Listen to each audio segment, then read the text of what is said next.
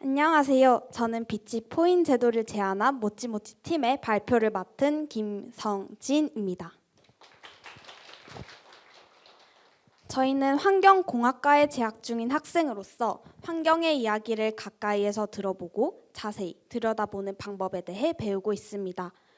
이처럼 학과에서 배우는 지식을 바탕으로 환경보호 활동에 사람들의 참여를 유도하여 여러 환경 문제를 해결하는 데 도움이 되는 한 걸음을 내디뎌보고자 이 아이디어 대회에 참가하게 되었습니다.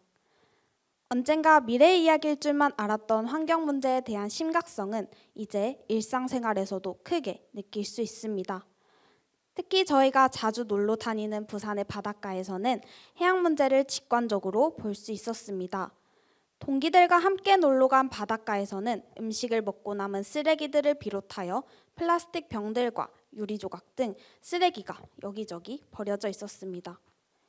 이러한 해양은 지구 생태계의 중요한 부분이지만 다양한 쓰레기 배출로 인해 심각한 오염이 발생하고 있습니다. 해양환경공단 자료에 따르면 2018년 조사 당시 연평균 14만 5천 톤의 해양 쓰레기가 발생하고 있는 것으로 추정된다고 합니다. 그중 해양 쓰레기의 86%를 차지하는 플라스틱은 서로 부딪히거나 작은 파편이 떨어져 나와 5mm 이하의 미세 플라스틱이 됩니다.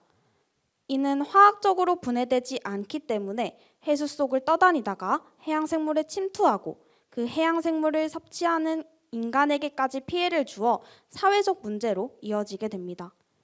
해양 쓰레기 중 특히 유리는 자연적으로 분해되어 없어지는데 100만 년이라는 긴 시간이 소요됩니다. 파도에 마모된 깨진 유리병 조각을 일컫는 바다 유리는 해양 생물의 성장을 방해하고 사람들에게 더러운 해변이라는 이미지까지 심어주면서 해수욕장의 인식과 안전에도 위협을 주고 있습니다. 우리는 막상 미래에 큰 환경 위기가 찾아온다고 하더라도 지금 현재의 즐거움만을 누리며 살아가기 바쁩니다. 이렇게 가깝지만 먼 환경이라는 하나의 세계에 관심을 높이기 위해서는 다 함께 참여할 수 있는 실현 가능성 높은 제도를 만드는 것이 환경보호에 한 걸음 더 다가갈 수 있는 키포인트라고 생각했습니다. 특히 구글 코리아의 2022년 국내 트렌드 검색 순위에서는 기후변화가 1위로 밝혀졌습니다. 이는 작년 가장 인기를 끌었던 드라마도 글로벌 대축제인 월드컵도 제친 이례적인 일입니다.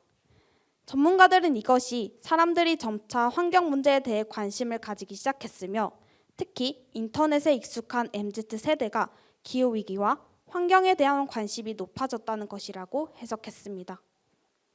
이러한 시점에서 그 관심을 이어 앞으로의 미래를 책임질 청소년이 적극적인 참여를 이끌어낼 수 있는 제도를 마련하는 것이 환경 문제 개선에 큰 변화의 돌풍을 가져올 것이라 생각합니다. 그러나 현재 청소년을 직접적으로 혜택을 받는 환경 정책은 없습니다. 이는 앞으로 미래의 환경 보전이 청소년이 얼마나 환경에 관심을 가지는지와 직결된다는 점에서 주목할 만합니다. 현재 탄소 중립을 위한 사업 중 탄소 포인트제는 청소년을 위한 사업이라고 하기보다 사업체나 가정에서 혜택을 받을 수 있는 사업입니다.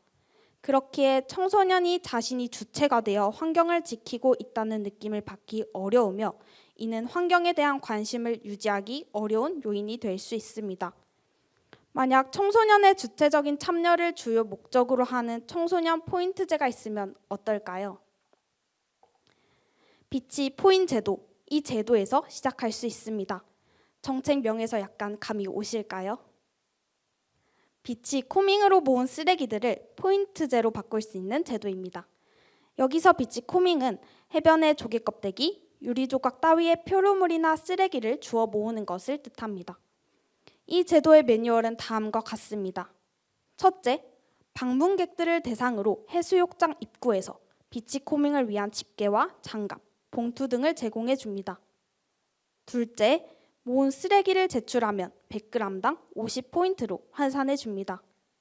셋째, 얻은 포인트를 해수욕장 주차료로 사용할 수 있습니다. 넷째, 바다 유리로 목걸이를 만들고 클레이와 조개, 고동과 함께 그립톡을 만드는 업사이클링 활동에 참여할 수 있습니다.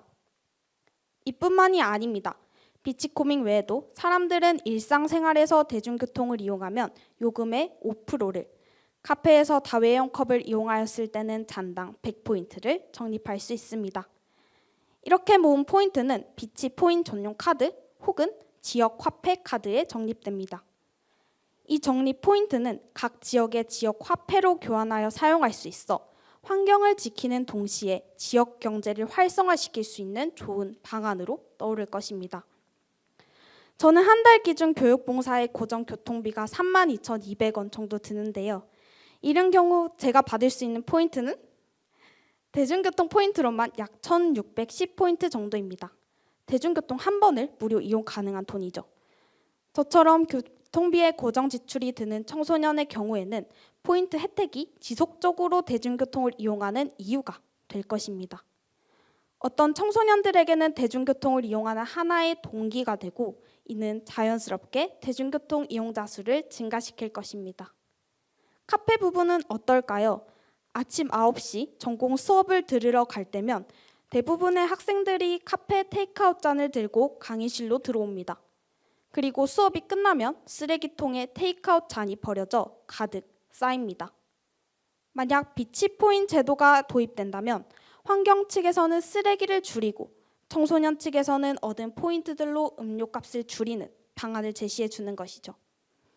비치포인 제도는 2015년 UN 총회에서 채택된 SDGs 지속가능 실천 목표 중 11번 지속가능한 도시와 커뮤니티, 13번 기후변화와 대응, 14번 해양 생태계 보전 등의 목표를 이루는데 가까이 다가갈 수 있게 해줄 것입니다. 그것은 온전히 청소년들의 손으로 만드는 것이죠. 청소년을 위한 정책인 만큼 청소년이 접근하기 쉽고 일상생활에서 실천할 수 있는 활동들로 구성함으로써 청소년의 환경에 대한 꾸준한 관심을 기대할 수 있습니다. 이처럼 비치포인 제도를 통해 청소년들이 직접 환경보호의 주체가 되어 해양 쓰레기 문제를 해결하며 함께 살아갈 환경을 지켜낼 수 있습니다. 계속되는 환경오염의 비트코인보다 상승세를 보이는 비치포인, 여러분도 투자해 보시겠습니까? 이상으로 발표 마치겠습니다. 감사합니다.